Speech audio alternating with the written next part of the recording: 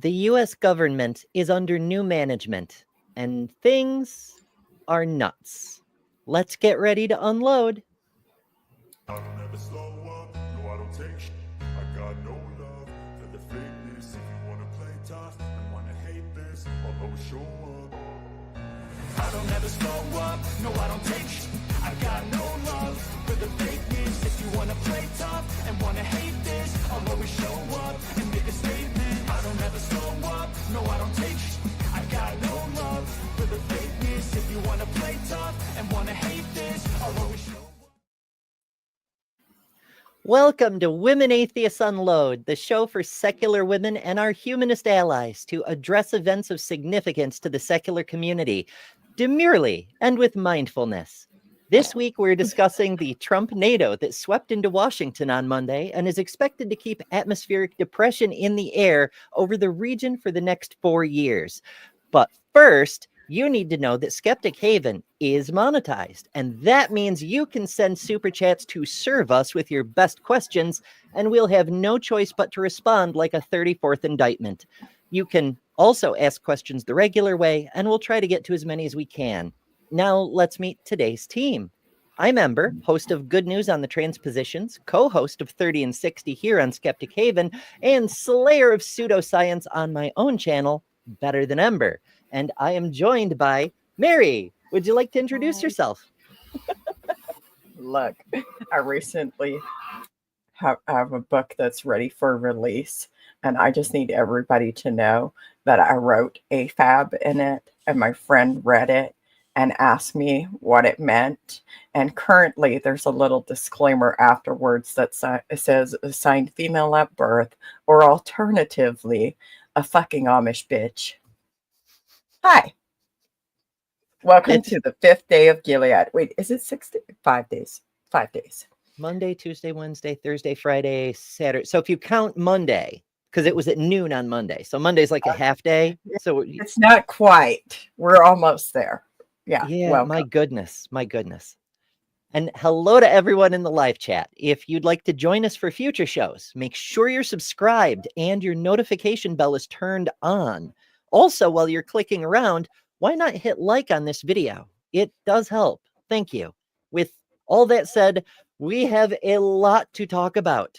So let's start with just before the inauguration, the annual People's March. Well, it was annual 4 years ago, and it's coming back. Originally, this was called the Women's March, but there's a lot more groups than women showing up now. This is an interesting thing because, of course, people showed up to protest Trump's inauguration, and just like the Women's March back in 2017 and succeeding years. But what's weird about this one is all the press releases said they expected small crowds, and nobody has even attempted to estimate the actual crowd size. They just went with the, small crowds probably. It's very suspicious. Have you any thoughts? I just have a question. What kind of school did they go to? Because I went to Amish school. That looks like a pretty large crowd. I just feel like maybe Amish school might have done them better, but I digress. Yeah, I mean, it's possible you probably didn't get the new math in Amish school. I did not. I can promise you that. So maybe the math ain't mathin'. No, it's such a weird thing to me because, Trump's previous inauguration, which, was outdoors, he claimed it was bigger than Obama's, and there was photos showing it very much was not. But people tried to estimate the crowd size. The Fox News people said there were 500,000 people there. And everyone else said, there's maybe 1,500 people there. The truth is probably somewhere in between, but they tried to estimate it. For this particular event specifically, nobody even took a guess. And that blows my mind. They just, it was probably small. There are photos from every kind of angle. I picked this one because you can see all the way to the Capitol, and the way the flags are displayed showed that it was from this inauguration and not one of the previous marches. You know, do you think it's by design? I think it might be. We've seen some. I mean, you know, far be it from me to conspiracize, being anti-conspiracy theory, sort of my whole thing lately. But But we've seen a lot of weird shit, like the hosts of MSNBC shows traveling to Mar-a-Lago to swear allegiance to the Orange Overlord. Very peculiar behavior. Hmm. have you ever heard of this thing called bias? I may have. It may have crossed my desk now and then. And it's like, what do you think of that? I mean, it seems such a silly thing. I don't know. It's so weird because while I can definitely see that the partisans on Trump's side would want the crowd to be very small, no matter what's actually happening. That's the nature of fascism, is you just declare what a thing is, no matter what it actually is. But for the media that isn't in his pocket, or at least wasn't until November, to be on board with this sort of thing, yeah, they can't block photos from getting out yet, but to just pay no attention to the people behind the curtain. It's very strange. It kind of makes me wonder if, since people can fact check this, they can look it up if they really want to, but they have to look, and they know very few people are going to. That's one facet. But even if they do look, they will quickly find out that no one cares. And so it further dilutes the value and the meaning of truth itself. When everything seems to be a lie and you don't know who to believe, what do? Well, I think we all have to find our way forward. But ultimately, what do you think we should do? I mean, you know, I think the U.S. military should enforce their oath to the Constitution to protect the United States against all enemies, foreign and domestic, particularly the enemies who are living on Pennsylvania Avenue now. But that's just my take. No, I'm not calling for a military coup. That would be unconstitutional. No? Are you saying that J6 might have been a little bit unconstitutional? I mean, apparently insurrection isn't illegal anymore. Just putting that out there. When you make decisions like this, sweeping decisions, they cut both ways. I realize that Trump thinks he can be super partisan about it and make them only cut his way, but that'll only last so long. Once you make it legal to be a domestic terrorist, you're going to have other domestic terrorists. That's why it was illegal. It's a Chesterton's fence kind of thing. That's an idea in philosophy, that you shouldn't tear down a fence until you know what's on the other side, because it may be keeping something kind of unpleasant out. And in this case, it's like the separation of church and state thing. You know, all these evangelicals are like, oh, we need to make this officially a Christian nation. Okay, which branch of Christianity? Are we going to be a Baptist nation? Which flavor of Baptist? And what happens to all the Catholics and the Methodists and all the other groups? Do they have to convert? Do they have to convert at gunpoint? I promise you that even if you think separation of church and state is an inconvenient, terrible idea, you are not going to like the consequences if it's removed. I just want to point out that if you want to know your Anabaptist history, historically, Anabaptists have really prided ourselves on being one of the first teachers of separation of church and state. And part of the reasons for that, I believe, are rooted in because of the fact that they became Catholic Church apostates back during the Reformation movement. Anabaptists believed that adults should be baptized, and so that was exactly the opposite of whatever the Catholic Church was doing by baptizing infants. So they were persecuted. We have an entire book called The Martyr's Mirror, where like we hear stories in graphic detail from birth about these martyrs that gave their life. They gave all for this cause because they were true believers.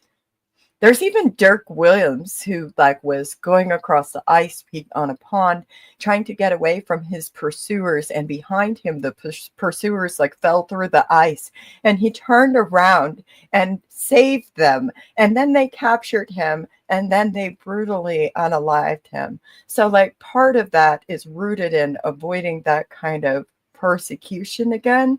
But where will this end when we start talking about making America a specific theology-based country?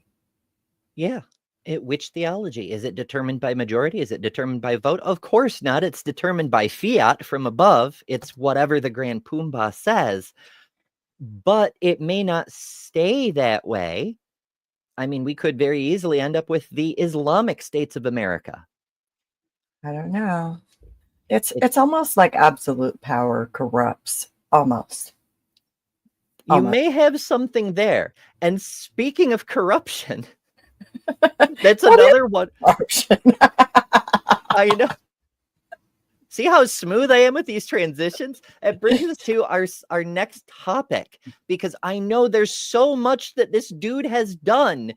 We can only talk about a few, but there's a few that are definitely up there that need to be talked about. And in this case, this is a tweet talking about the meme coin that was released just before the inauguration. Now, this was only 48 hours out. The total he's made from his meme coin as of yesterday is over 60 billion. He has gotten top 25 richest people in the world rich off of just this. And it's not just the crypto bros. It's another avenue for foreign powers to funnel money directly into his pocket. That's why it's there. Unbelievable corruption. And he's not gonna stop doing this kind of shit. It isn't just the common take is that everybody is an idiot who keeps falling for this. They bought his Bible, they bought his sneakers, they buy everything he puts out. Now they're going to buy the meme coin too. There are thousands of people who do fall for this crap, but that's not the real reason they're there. This is the $10,000, $100,000 watches scaled up even higher. Wowzers. So what think you about this? I mean, it's obviously hugely corrupt, but have you ever heard of tithing and scams? And how do you mean? Tithing is a scam, okay? In my opinion, tithing is a scam. I tend to agree. I mean, that's the whole thing. That's the reason the churches came to power in the first place, is you could use religious control to extract additional funds from the population. How much money did you say he just made off of a meme coin? 60 billion. And that's just the Trump coin. They launched the Melania coin very shortly after. And as I understand it, they still have something like 80% of the reserves of the Trump coin still hasn't been released. It's set to go in phases over the next 3 years. Interesting. Very interesting. Yeah, it's almost like it's all planned out or something. Like it's by design. Yeah, I mean, how much money does a person need? I mean, I know we talk about the ridiculous billionaires doing ridiculous billionaire things, but what exactly is the point? I mean, the man has all the power. You know, he's leader of the most powerful nation in the world. He has enough money to play in the same club as the ultra wealthiest people ever. What is it for? You know, what are you going to buy? I don't understand. Oh, well.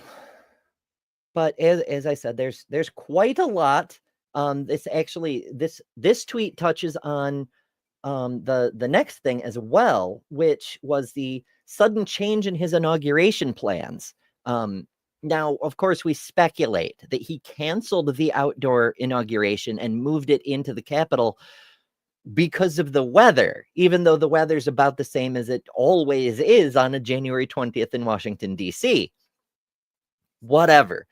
But there's suspicion that he did it because he would have a very small crowd size and then feel embarrassed about it, which, in fairness, is not beyond the realm of possibility.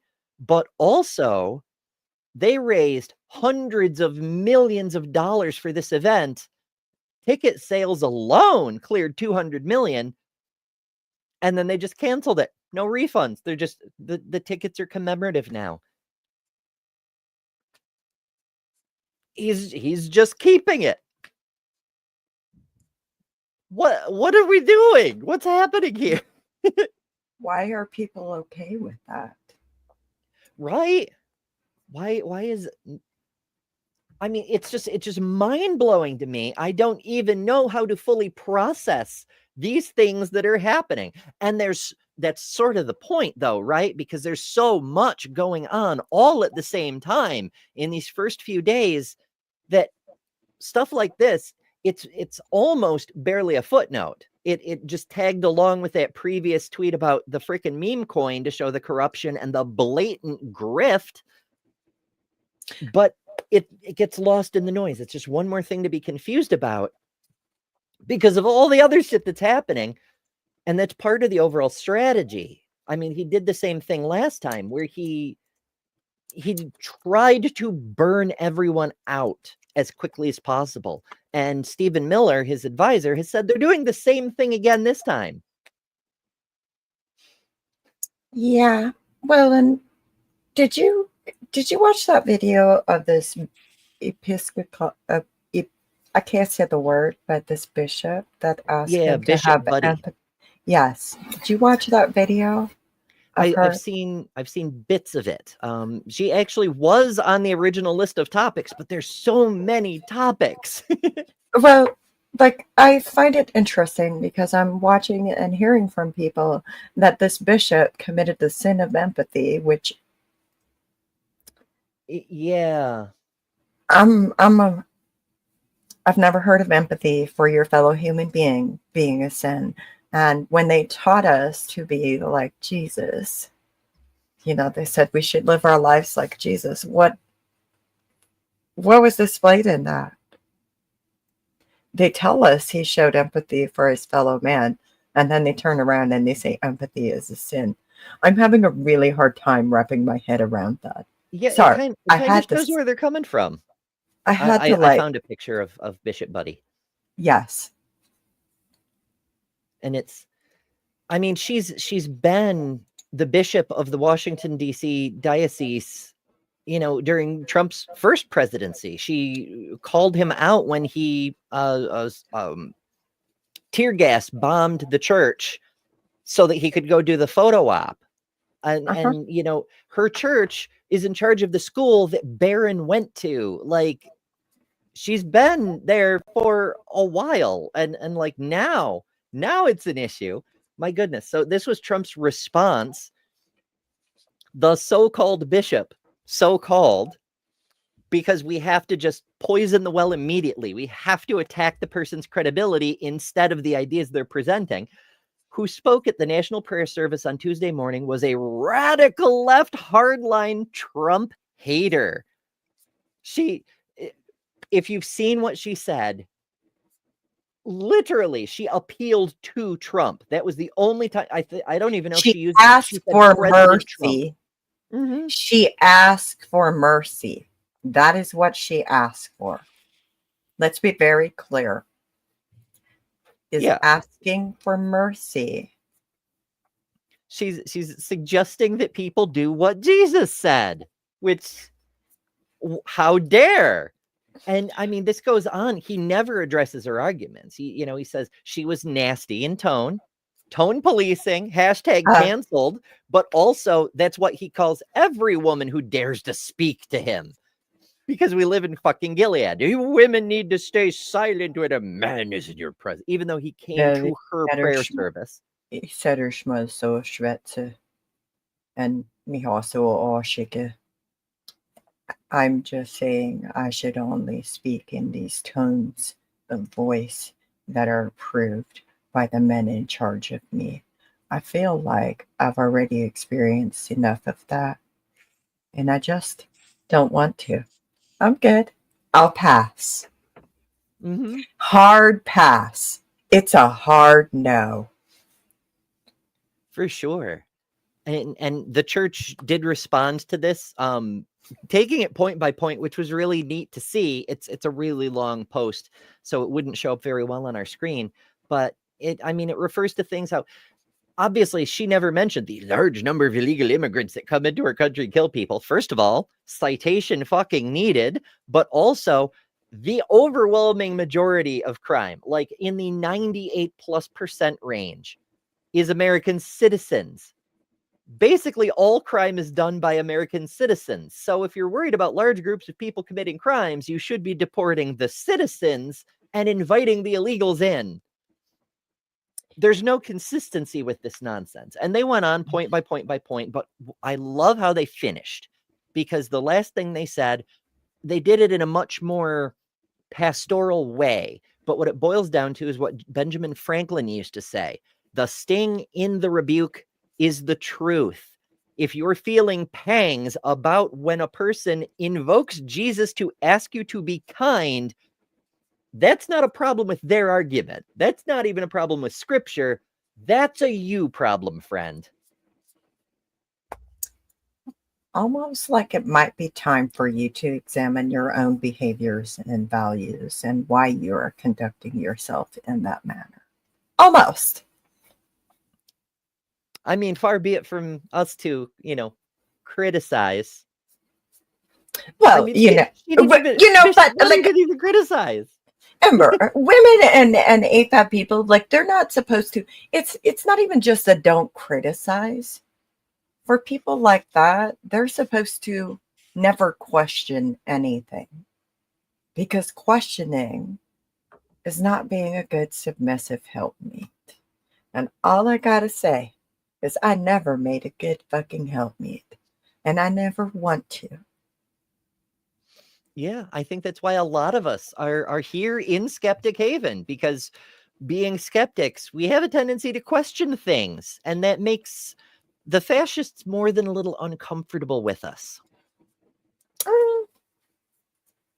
I mean, it's people who are benefiting, it makes people who are benefiting from or perceiving a benefit from engaging in structural systems that uphold patriarchal and biblical white supremacy values that enable oppression to thrive, especially of marginalized people.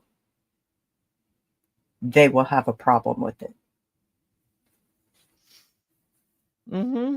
That's as we were discussing before the show about how the fascist governments, I suppose we'd call these guys neo-fascists, because they're using the same playbook, but in a slightly different way. They're faking democracy a little more transparently. They're a much more overtly religious. There's a few distinctions. They're much more use of technologically friendly, spreading their message everywhere, trying to take over all the social medias, these sorts of things.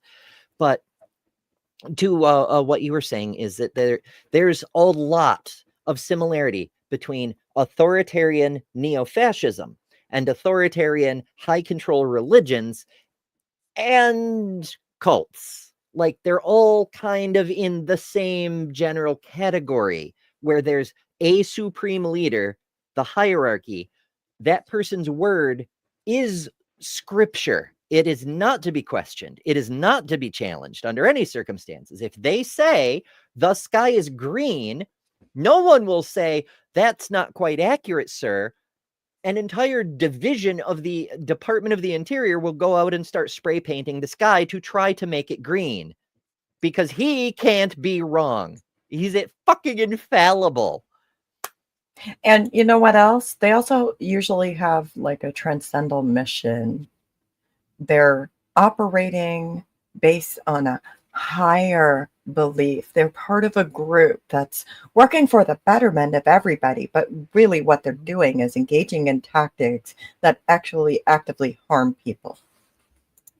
Yeah, almost like that's the point. I don't know. It's there's so many possible motives, which is why speculating on motives isn't always helpful. Are they after shit tons of money? Are they just sadists who want to see how far they can push a population and how many people they can cause to self-delete? Hmm. Is there And another goal? and another thing is often that transcendental mission, like it's rooted in something that is a sacred assumption. So when you start talking about not having data or not having sources cited for anything, like for example, the immigrants claiming that immigrants are committing all these crimes, they're violent criminals, one that's creating an us versus them mentality from people who believe that, people who are part of their group, to people who are immigrants. Two, calling them illegal is demonizing and dehumanizing them. All of that reinforces the us versus them mentality. It makes it easier for violence to be committed and for people to just look away or just watch it happen and allow it to happen and think it's a good thing or rebrand it as a good thing. Yeah, we saw it weirdly. Um, I promised I would keep tangents to a minimum, but it really is relevant in this case. When I was in elementary school and I learned about World War II for the first time, the teacher showed us some of the films of the time, pointing out that they were propaganda because that's what the US made, was propaganda films. But the way the people talked about the situation, like it was a good thing to kill the Germans. And I can kind of see where they're coming from. The country's united in a war effort, but the way they talked about them, oh, it's not like I'm, committing a sin. I'm not breaking a commandment. I'm not harming a human. I'm killing a kraut, you know? And You that know, got me a little worried. you know, for all like Amish are conscientious objectors, and like some of my relatives were conscientious objectors during that time frame. One of the books that I read growing up was called One Boy's Battle, and it's a story about a young man named Millard who went off and he joined the army, and then he learned like this song like Onward Christian Soldiers, and he went to war during all this time. Like it's a fear mongering tool. But it's like they look the other way. They say that's bad, but then it makes it, they're still engaging in tactics where they rebrand something harmful as good because they refuse to accept the consequences of the behavior. Yeah. Like And there's a lot how, of rebranding going on. Pragmatic Crystal, love you, Pragmatic. You're yes.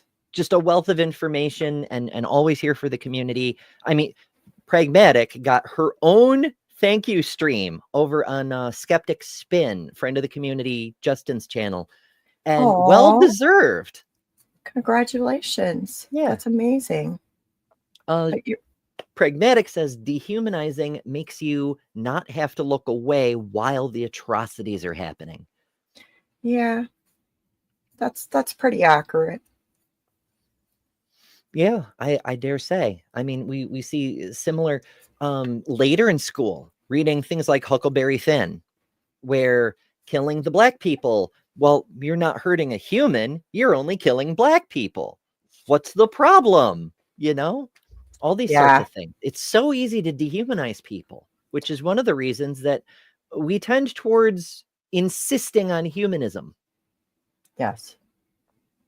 I would say I like to think of myself as a humanist, and I know that that's a journey that some of us go on where we actively work to dismantle the beliefs that we were taught, to examine the bias with which we view the world so that we can become better people.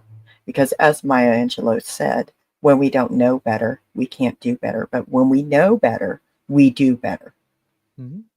So maybe it's an invitation for people to look inward and examine where their beliefs come from. Are they something that harms other people? Have other people told them it's harmful?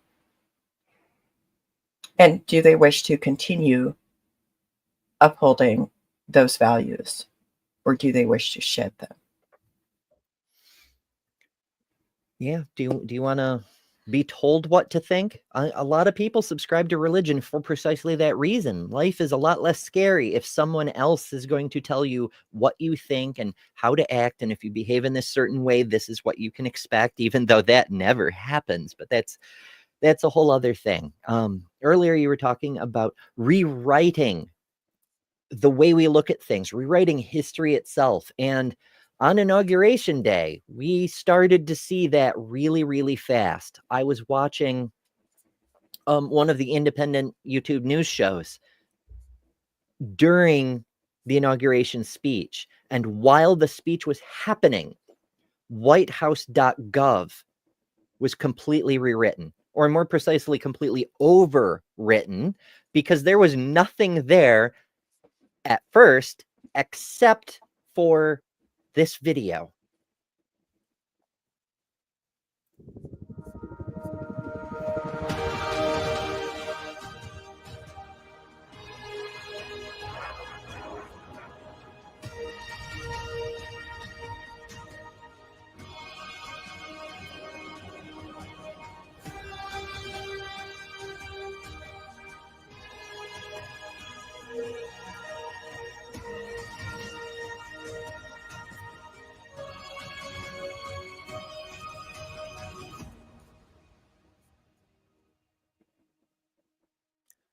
What the actual fuck?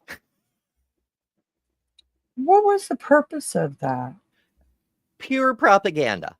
After that, the page loaded and it just had a similar graphic, the White House, President Donald J. Trump, a big old picture of him, and it said, America is back. And then shortly after, they started adding pages like executive actions and news, which was the same as the executive actions at first, and so on. But they were also, because they're not super great at what they do, they didn't actually delete the old pages. If you still had the original web address, like for example, what was the page? Reproductive rights, for instance. If you still typed in whitehouse.gov/reproductive rights or something, you could still get to the original page. But then they started erasing the pages.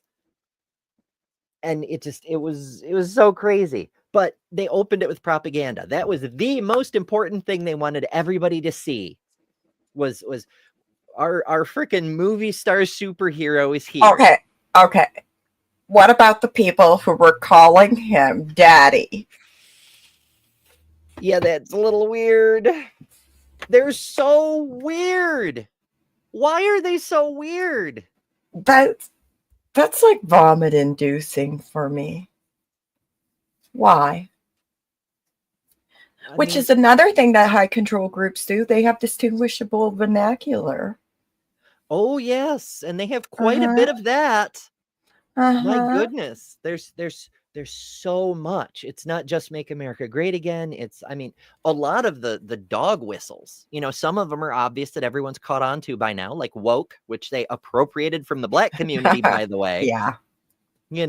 Those Black people, they're second-class citizens, but we're going to steal all the culture they come up with. But never mind that. It's just I'm speaking in tongues. I'm moved by the Holy Spirit because I don't know how to process all this bullshit. Wowzers. Yeah. Speaking in tongues, are we now? That's also a little bit something there. So going back to like the executive orders, do you think they spoke in tongues when they withdrew from the Paris Climate Accord? Maybe God told them to, but yeah, they did. That's slightly ahead of where I was, but yeah, there's a whole bunch with executive orders. Again, I know everyone watching, there's shit tons of them. We can only deal with a few on the time we have on this show. But I mean, we withdrew from the World Health Organization, the Paris Climate Accords, renamed Denali to Mount McKinley, which I just got a news update earlier today that's now completed. Denali is now Mount McKinley again. And you'll be glad to know, I'm sure, the Gulf of Mexico is now officially, according to the United States government, the Gulf of America, which I'm sure will have no reflection whatsoever on the other things that we just unilaterally declare are things, but more on that later. And, declaring a state of emergency at the border, one of my favorites was, again, I was watching live various news shows, and at one point, they issued an executive order saying that Donald J. Trump declares January 20th Martin Luther King Jr. Day. Yes, you may have thought that that was Reagan who did that, and that it's been a federal holiday since the 1980s.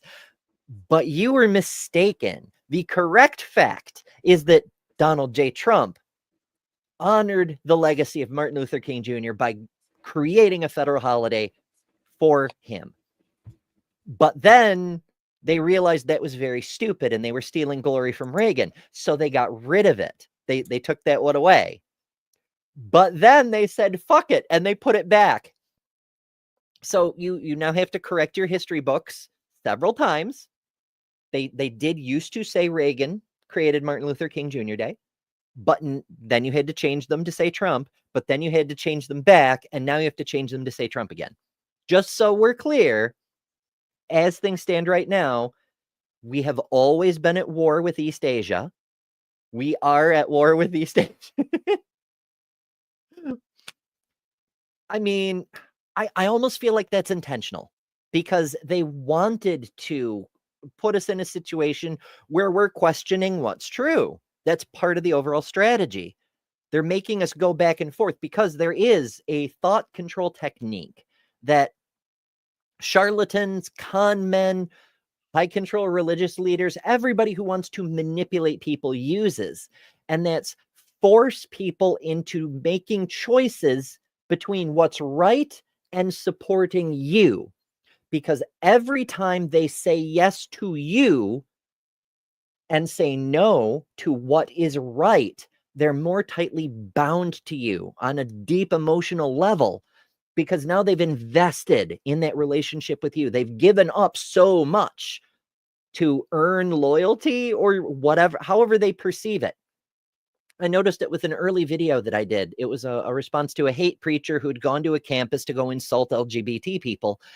And he got into it with a trans girl, and he said something truly horrible to her, which I won't repeat here, but he had two minions with him who froze for a second. They're like, he did not just say that. And then you could see in their eyes the instant they made a choice, their posture changed, their body language shifted. They knew they had chosen wrong, morally, religiously, every way you can measure it. But they chose to side with the hate preacher. And they became like, he can ask them to do anything now. They belong to him now.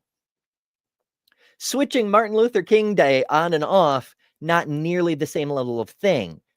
But it's the kind of thing you can do on a national scale because now, again, fire hose, there's a bunch of shit going on, but people who do discuss it, they're weighing in their minds. Do I want to just say Trump did it now? Is it that important to me that Reagan actually did it? Is the reality of history that important to me?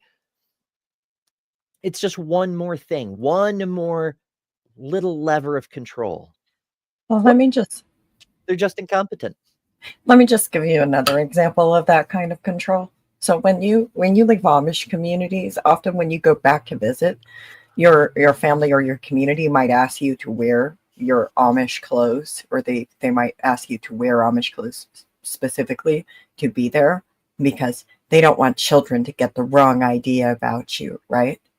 If you give them an inch, they will often take a mile. Because if you wear those clothes, then what? What do they respond with? Well, now you got to wear this. Now you got to behave this way.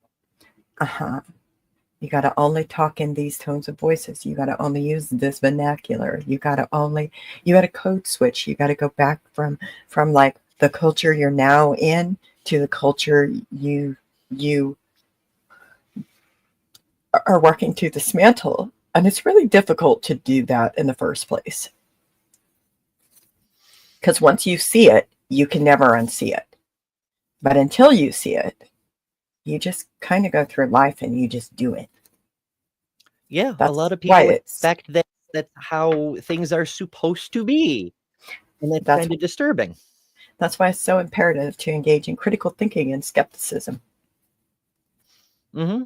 And why, so many of us, we come to skepticism later in life. For a long time, we just believed what we were told to believe, because it not only did it never become an obvious option, but every time we ventured towards the realm of questioning or skepticism, it was forcibly shut down. We were steered away from that with negative reinforcement.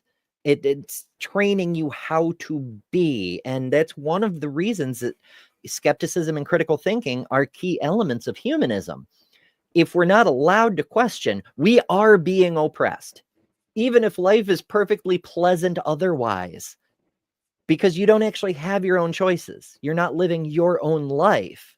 You're being told who you are and how to live. And that's never, it may be perfectly pleasant today. It may be perfectly pleasant tomorrow, but at some point, somebody's going to require something of you that you just can't give. And then it's a problem. And there's so much waste of human potential. I mean, this is one of the soapboxes I get on from time to time. Just very briefly, during the Age of Enlightenment, we had a whole bunch of scientific discoveries all in quick succession, and it was all rich people, because only the rich people had the time to do the science. It's great that we progressed so fast, but how much faster could we have progressed if it weren't just a couple hundred super rich people who could work on the science, but everyone who had the potential and the interest to work in the science? What if we had several million Louis Pasteurs and Rene Descartes and everything, Tycho Brahe and Isaac Newton, anybody you can name? What if there were a million of them? We wouldn't be talking about how silly it is for Elon to want to send a rocket to Mars. We'd have a Mars colony. We'd have a colony orbiting Jupiter. We'd have spaceships on the way to Alpha Centauri to see what's there. No question about it. We're holding back our potential because of the authoritarian nature of our society in the way it directs us how you are allowed to live. And that directly reflects on what's happening here, because the United States, which bills itself as the freest country around, has gotten a whole hell of a lot more authoritarian. And that kind of leads us into another one of our topics, which is the famous, the thing that was on the thumbnail this week, the schmuck in chief, the real president, whatever. So by now everybody's aware that he did the Roman salute. But the reason I want to show this video is because not only did we catch him doing it, but immediately the right-wing partisan sources started lying about it. And I'm going to show you what I mean here. So this one is a handheld camera streaming for the Telegraph. And I just want to say thank you for making it happen. Thank you.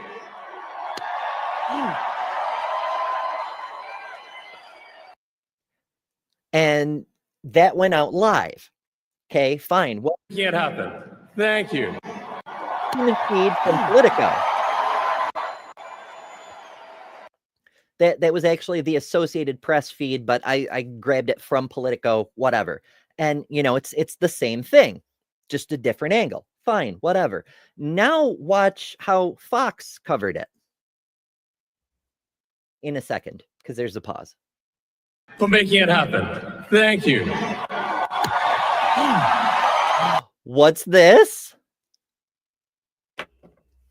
They didn't even show it at all. That's why there's so many people on the right who are saying, oh, he never did a Zig Heil. What are you talking about? I didn't see it and I watched the event. At the moment he started, they cut to the crowd.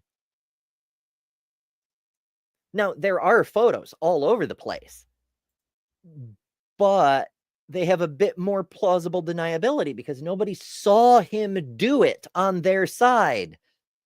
And the photos, they bring up other still photos of Hillary Clinton waving and Barack Obama waving that look like they're the same gesture. And they say, well, clearly these people are doing it too. And when you look into it, you say, no, these people were waving. The natural conclusion they're supposed to draw is that Elon was just waving too. It's unbelievable, except it's not unbelievable. Not only can we see it, but this is not at all beyond the pale for these people. It seems like such a minor detail in the grand scheme of things, but we can't let shit like this go. I don't know. What do you think? Oh, you're muted. I'm often reminded of Eli Wiesel when he says neutrality. Neutrality always benefits the oppressor. Remember that. Yeah, that's an excellent point. And that's a thing that we need to bring up more often, because we're starting to see people in chat rooms who are dropping in who are like, oh, how do you feel about this? I'm neutral on the matter, but you live in an echo chamber, this and that. We're not in a time where we can explore these concepts and ideas as if they're intellectual exercises. We're just engaging in a bit of philosophy for fun and profit. People's lives are in danger.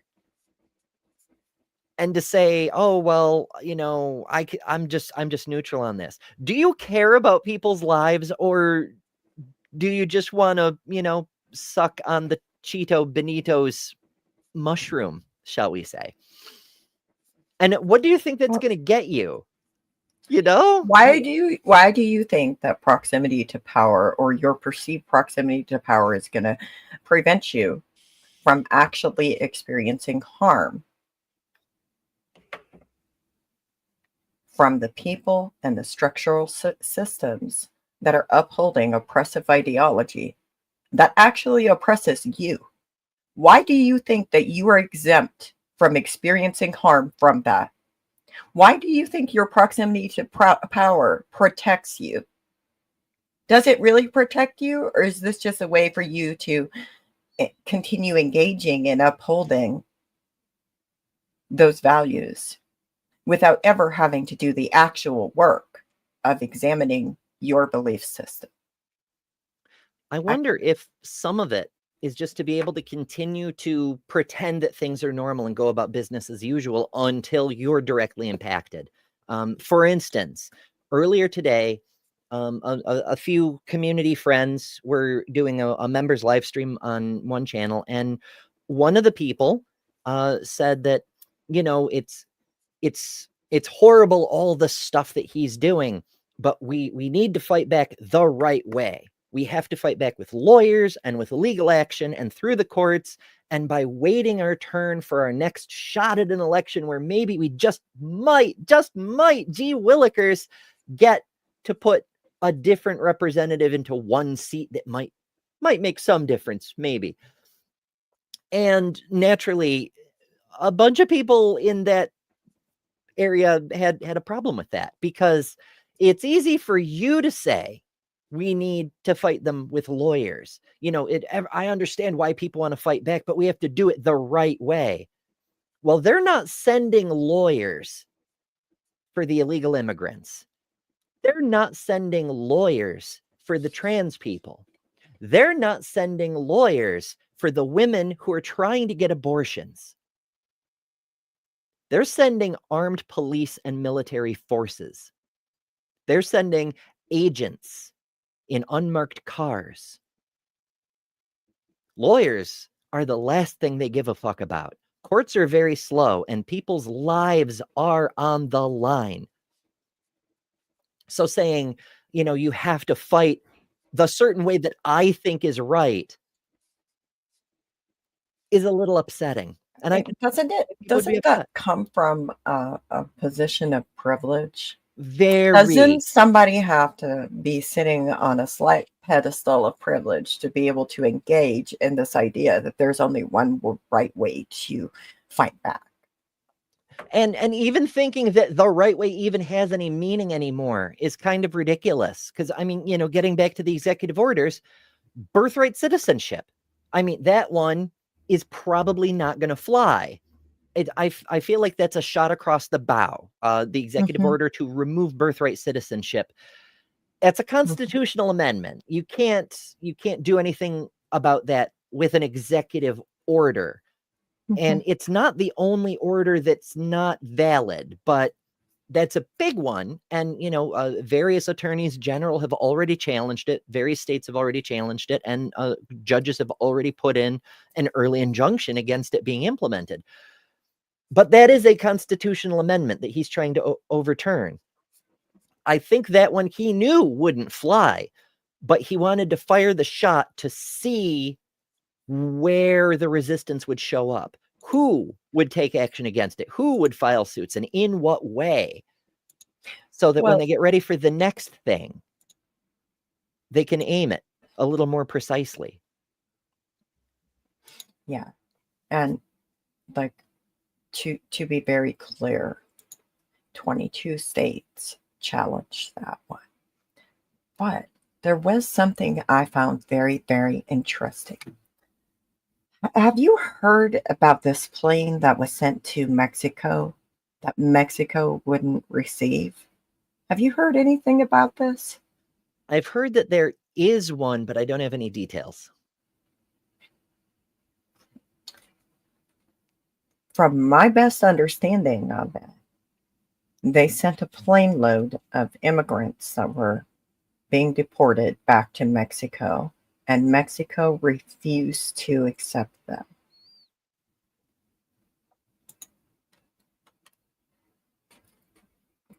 Why do you think that might be? Just off the top of my head, there's a number of reasons. One might be they're not Mexican citizens.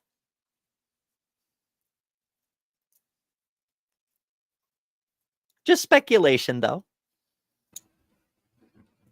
Yeah, I mean, that is very possible. The NBC News politics actually reports there were 2 Guatemala-bound Air Force C-17s carrying about 80 people apiece. The third flight never took off. Slotted for Mexico, never took off, but Mexico blocked the flight, and it's not immediately clear. I would love to know what media says in Mexico about this. Yeah, being able to access. Okay, we're not sponsored. Just as a pro tip from me to you, get a VPN, even if it's one of the free ones. I'm begging you, because our internet is limited and it does get censored quite extensively. As we learned when TikTok went down, that was a whole topic that we were going to discuss, but we just don't have time for. A lot of people switched over to Red Note and they started interacting with Chinese nationals who were shocked to find out that the corn that they buy for $1 a bunch that was grown in Iowa and Nebraska, we're paying $7 for. Being able to access outside information from the rest of the world is really disillusioning. It really shatters the fiction that America is the best country and we're doing better than everybody and so on and so forth, which is one of the reasons that TikTok may be back. Perhaps. If you have a VPN, you have some ability to change your location so you can see what the rest of the world is looking at, not just what we're being fed in here in this high control area. We need to be aware of what's really happening to the best extent possible, because more and more, as we've already seen, the media is Quislings. They're co-conspirators. They're collaborating on this shit, and it's going to get worse. We hear it, you've all seen my rant about independent journalism. We can only do so much. You people who support us here and on other channels that do investigative journalism, like the Transpositions, we appreciate the hell out of it. But even if we were fully funded, so every person who works on every one of these channels could do this full time, there's still only a few of us, We need to be able to access outside information. You need to be able to access outside information, and a VPN is one way you can do that.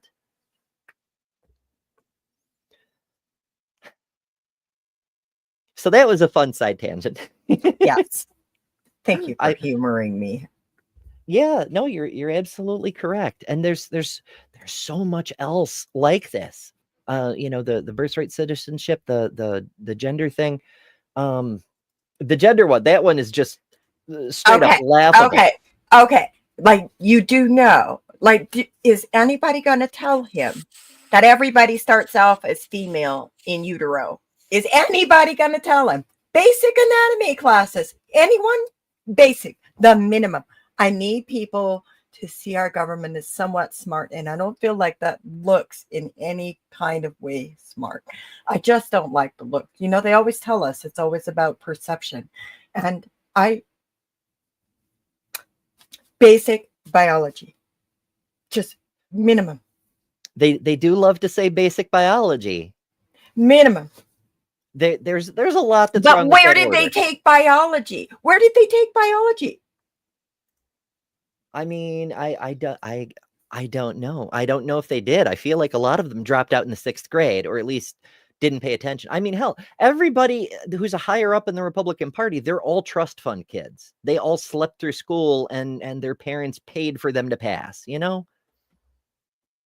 It's very peculiar. But quick rundown on the gender thing. We did a full breakdown of this over on the Transpositions on last Thursday's show. It's the thumbnail with Trump being thrown tomatoes, so keep, it's the one to look for. Big breakdown on that one. TLDR, he did exactly what he said. He declared there are only 2 genders, male and female, which aren't genders, but never mind that.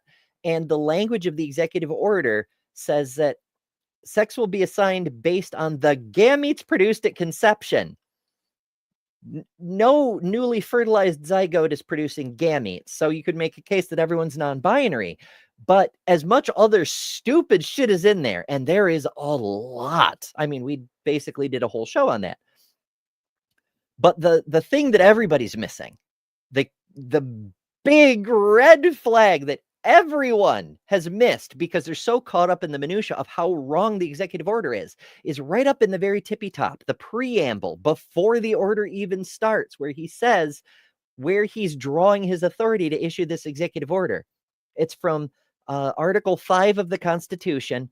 I believe it's section 7301, but I'm pulling that off the top of my head. I may be off on that. I may be having a dyslexic moment. But the one that he does mention, 7301 or whatever else it happens to be, it does not give him that authority. That action is completely invalid. He cannot do that. If you look up the section, and I encourage everyone to, because it's extremely funny, it has to do with human resources powers of the executive branch, such as drug testing federal employees. But Section 101, which is about halfway through that statute, is the code of ethics, and it describes the ethical requirements of all federal service people, including the president. And it's things like, you will not abuse your office for personal gain. You will not use your powers to benefit other people who owe you loyalty for your personal gain. And there's a long list, and every single item he's violated. So whoever typed up that executive order, because it was some random intern, it was not Steve Miller, it was definitely not Donald Trump, they knew he didn't have the power to do it. But they took the opportunity to throw in a little Easter egg, directing our attention to a statement about his fitness to hold office. And that's kind of amusing. But TLDR, that particular order, like the birthright citizenship order, he does not have the authority to do. And legally, if we still cared about the laws in the US, that's questionable. 34 felonies, full discharge. Different topic, though. They're not legal, if that matters at all anymore. All right, so that's the rant on that one. We'll do the whole rundown. So our next actual topic, DEI. This is another executive order. And this was actually one that Cynthia requested that we cover. And unfortunately, Cynthia couldn't be with us today. But we're going to take a stab at it anyhow. So this one reads, by the authority vested in me as president by the Constitution and the laws of the United States, it is hereby ordered. Section 1 purpose. Notice he doesn't draw on an article on this one. He just says. Maybe he's learning. Probably not, though. The interns are, though. Purpose. Longstanding federal civil rights laws protect individual Americans from discrimination based on race, color, religion, sex, or national origin. There's a few others, but details. He's referring to the Civil Rights Act of 1964. These civil rights protections serve as a bedrock supporting equality of opportunity for all Americans. As president, I have a solemn duty to ensure that these laws are enforced for the benefit of all Americans.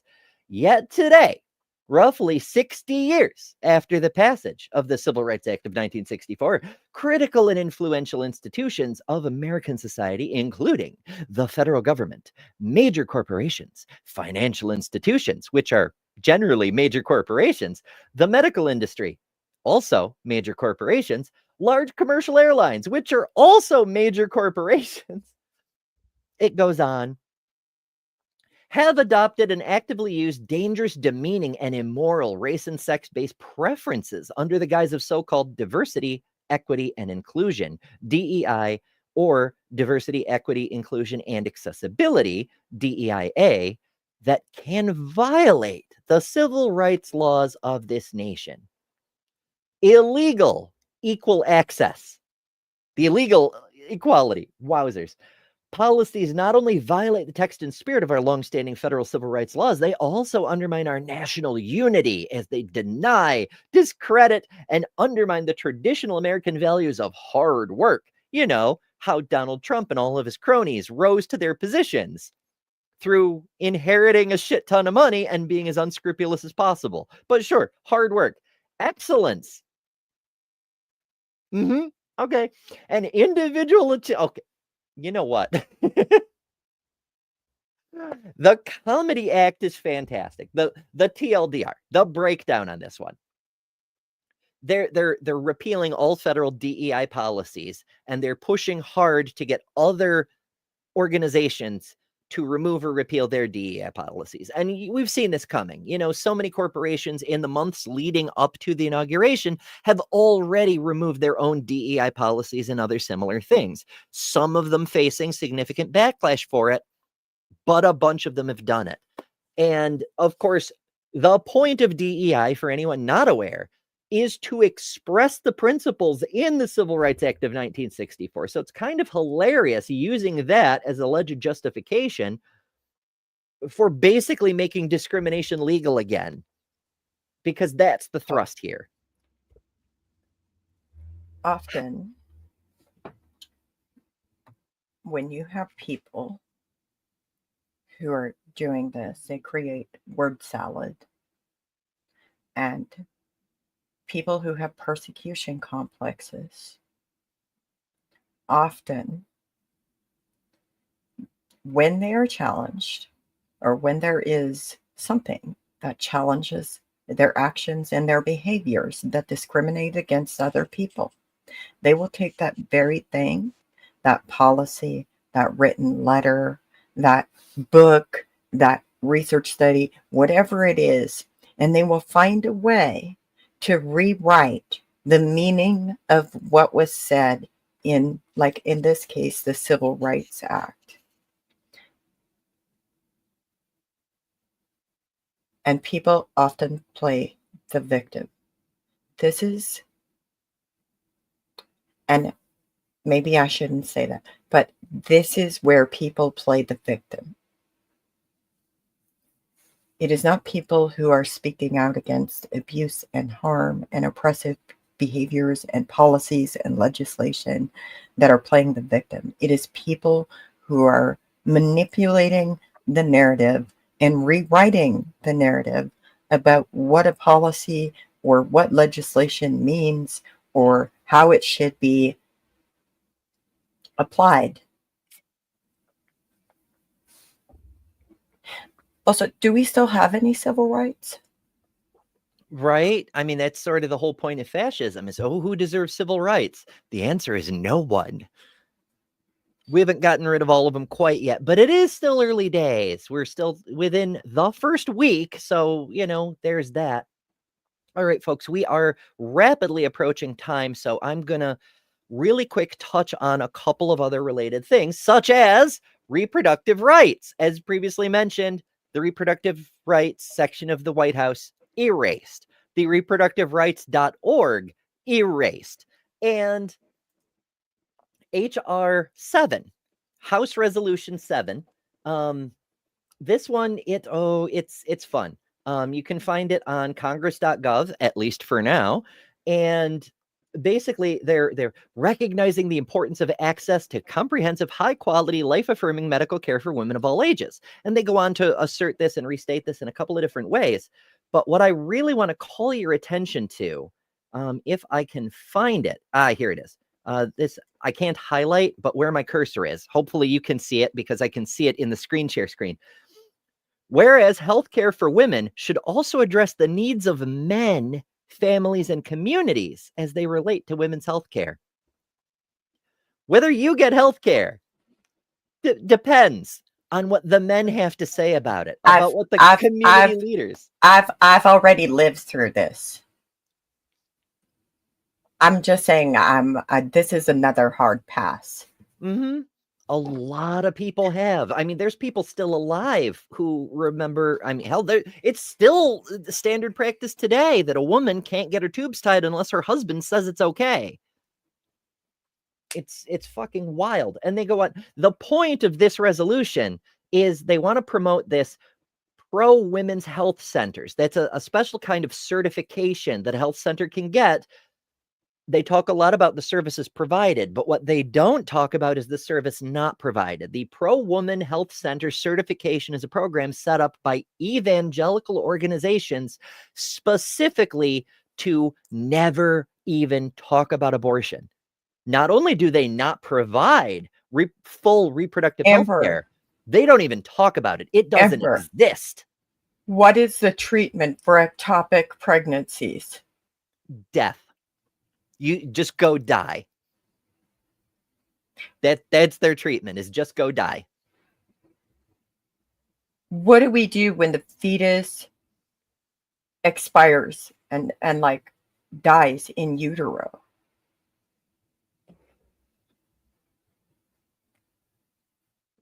That sounds like a woman problem, and these laws are written for men. What are doctors supposed to do?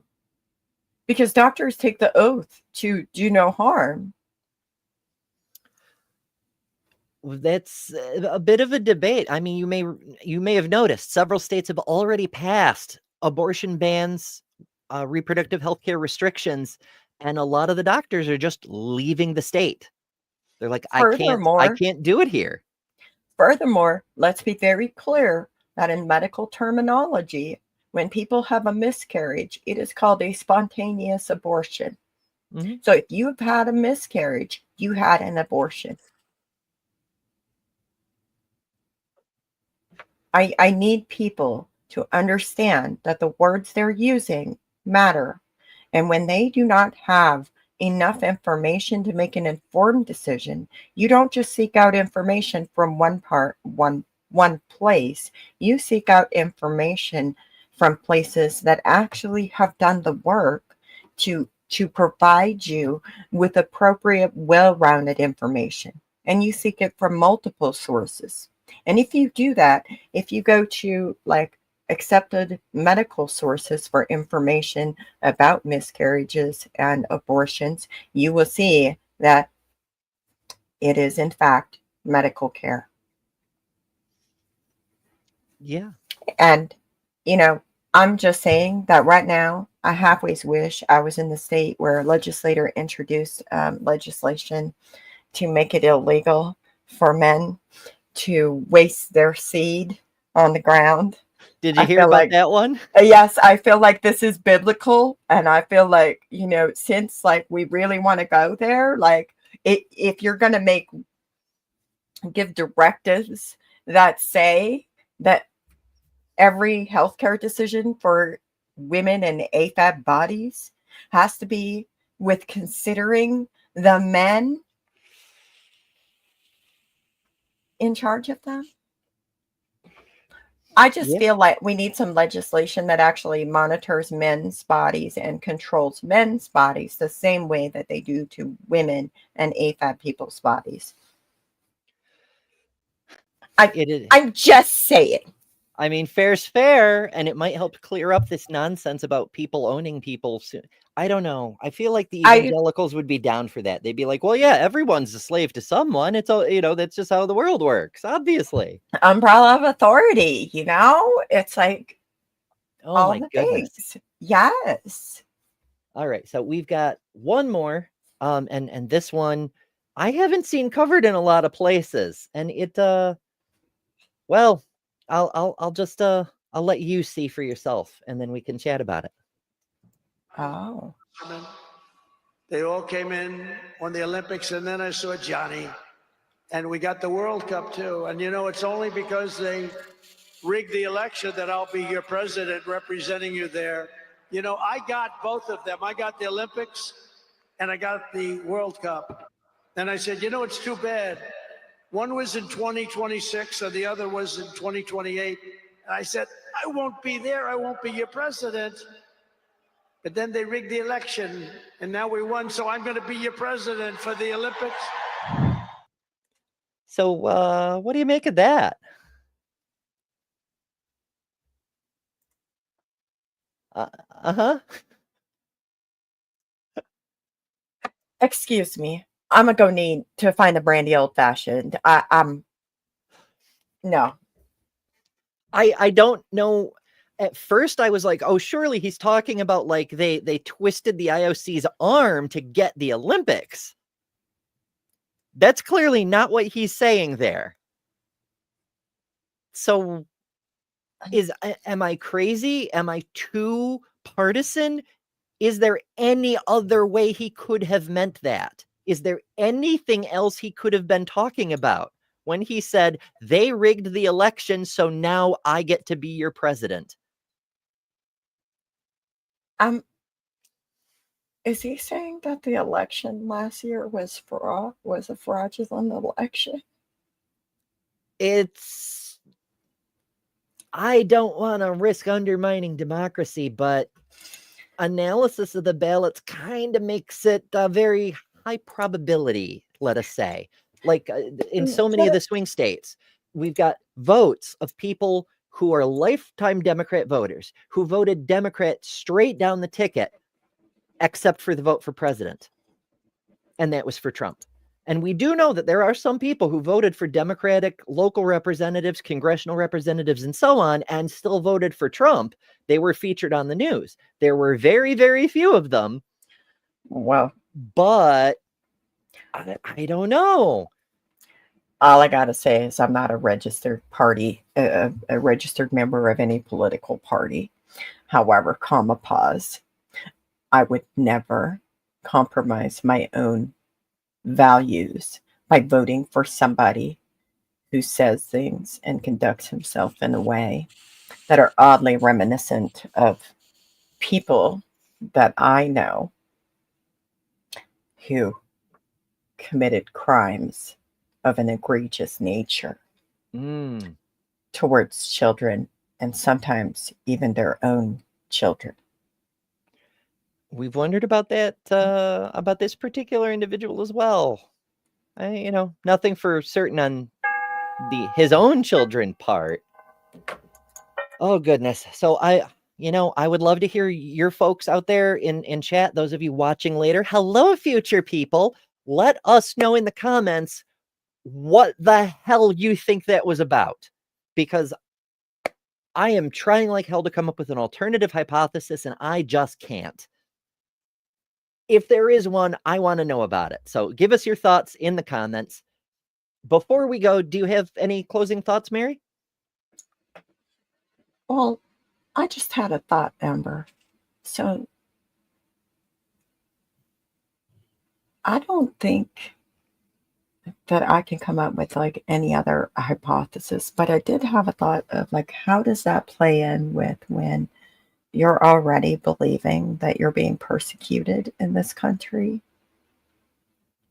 Does it benefit him, or does it benefit somebody when they believe that they're being persecuted and then they make these outlandish statements and then people challenge that?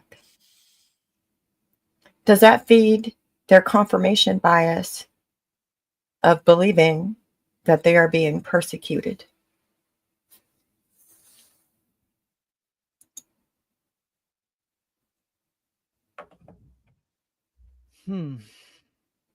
Like, do you follow what I'm saying? There is a bit of a line to try to balance. Like, we do know that a big part of the MAGA movement is people who have that kind of persecution complex, like the willfulness. Christians are persecuted in this country. White people are persecuted in this country. All that kind of crap. Even while they're actively persecuting every minority they can find. It's a weird cognitive dissonance. Uh-huh. And my question is like, what is the purpose of that video? Is it possible? I'm not going to say it is or it isn't. I'm just asking the question. Is it possible that it's feeding that complex? I mean, it could be. It could be a troll thing. It could be something he threw out there just to get the libs all worked up. Yeah, it could be. Well, I don't know. I think our guests, our listeners, our future listeners should weigh in on that. I'd love to hear from everybody. And I will come back and read comments. Thank you very much. Oh, well, as for my final thoughts, this man is a fire hose. Save your energy. His long-term strategy is to wear us to total exhaustion. So don't get too focused on any one thing and make self-care a priority. None of us can help anyone if we burn out. Center yourself in what you can do locally. Resist where it makes sense and take care of you too. We need you. But more than that, this world is a little less dark with the light you create with every kind act, every piece of art, every person you help. You matter. Stay with us.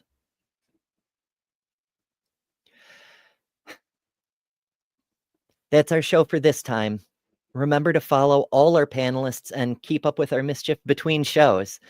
Thank you all so much for joining us, and a big thank you to our channel members, and especially our patrons, including Paul Kamish, Karen Butcher, Puck, Helen Green, Logan Fisher, Amanda McLeod, Eric Ozols, Ryan, Deneen Murphy, Dan D, Michael Wiseman, Sunny Shell, Aaron Colson, and Phil Calderon. If you want to add your name to that list, consider joining us on Patreon at patreon.com/skeptichaven. And make sure, and if you made it all the way through the show, you must like this kind of thing. So be sure you're subscribed to also catch Let's Talk, Black Freethinkers, The Sunny Spot, The Global Atheists, 30 and 60, and of course, more Women Atheists Unload. From all of us at Skeptic Haven, take care. I don't ever slow up, no I don't take shit. I got no love for the fakeness. If you wanna play tough and wanna hate this, I'll always show up. I don't ever slow up, no I don't take shit. I got no love for the fakeness. show